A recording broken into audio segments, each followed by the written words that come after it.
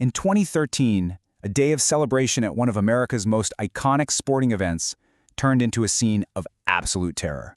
We're going to walk through what happened during the Boston Marathon bombing, from the attack itself to the unbelievable 4-day manhunt that basically shut down a city, and finally, to the incredible spirit of resilience that rose from the ashes.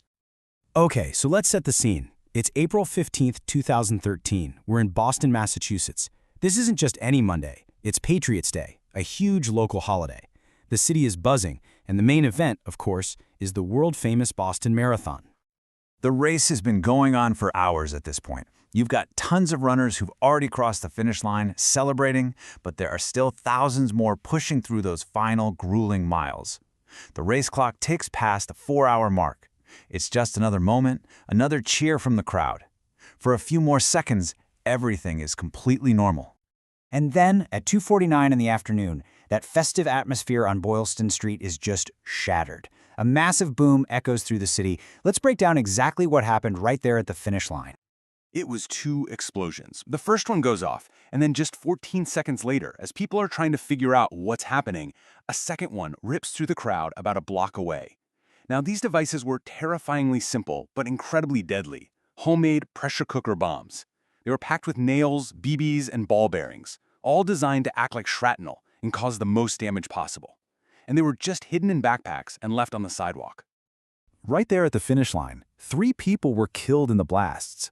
There was Crystal Campbell, a 29-year-old restaurant manager, Lu Lingzi, a 23-year-old graduate student from China, and little Martin Richard, who was only 8 years old. And beyond the lives lost, the sheer number of injuries was just staggering. In the cast that followed, 281 people ended up being treated at local hospitals. They had everything from shrapnel wounds to ruptured eardrums from the force of the blasts. And this is just brutal. The bombs were specifically designed to maim. At least 16 survivors had injuries so severe that they lost limbs. It's a testament to just how devastating these makeshift weapons were. So the explosions were just the beginning. For the next 4 days, the city of Boston was on edge. What followed was one of the most intense, public, and frankly unprecedented manhunts in modern American history. You can see from this timeline how things just escalated so fast. 3 days after the bombing, the FBI goes public with photos of 2 suspects. Just a few hours after that, those suspects, who we'd soon learn were brothers Tamerlan and Dzhokhar Tsarnaev, murder an MIT police officer.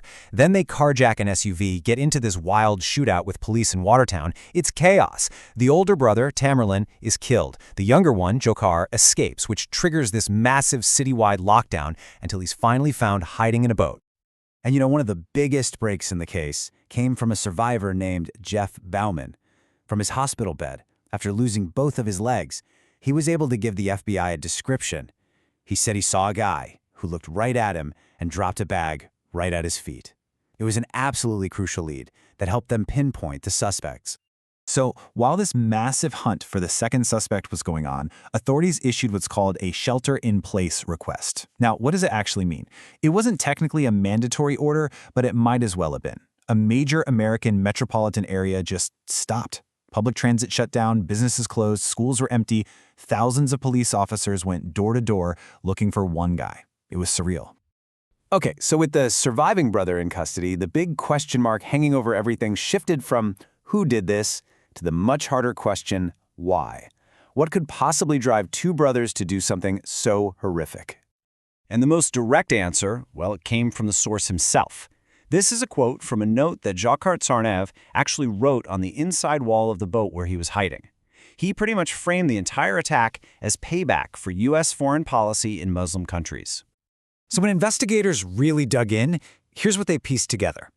The brothers were definitely motivated by extremist beliefs, but they weren't part of some larger, organized terrorist group. They were basically self-radicalized, learning everything online. They even got the bomb recipe from Al-Qaeda's online magazine Inspire.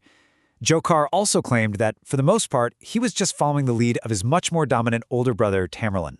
But catching him wasn't the end of the story, not by a long shot. With the manhunt over and the motives kind of established, the whole ordeal moved into the courtroom for what would become a long and really complicated legal battle. Yeah, the legal road for this was a real roller coaster. Dzhokhar Turnab was found guilty on all 30 counts and was sentenced to death. But then, a few years later, an appeals court actually overturned that death sentence, citing issues with how the jury was selected. The whole thing had to go all the way up to the U.S. Supreme Court, which in 2022 finally reversed that decision and put the death penalty back in place. But, this story is so much bigger than just the bombers or the trial. The aftermath of the attack is really a story about the city of Boston itself and its incredible, powerful response. I mean, look at this. In the days and weeks after the bombing, the support that poured in was just overwhelming. A charity called the One Fund Boston was created specifically for the victims, and it raised almost $70 million. On top of that, millions more came in through crowdfunding sites and individual donations from all over the world. And out of all that pain and chaos, this one simple phrase started popping up everywhere, on t-shirts, on signs, all over social media. Boston Strong. It became the city's unofficial motto. It was this defiant statement of unity and a refusal to be broken by an act of terror.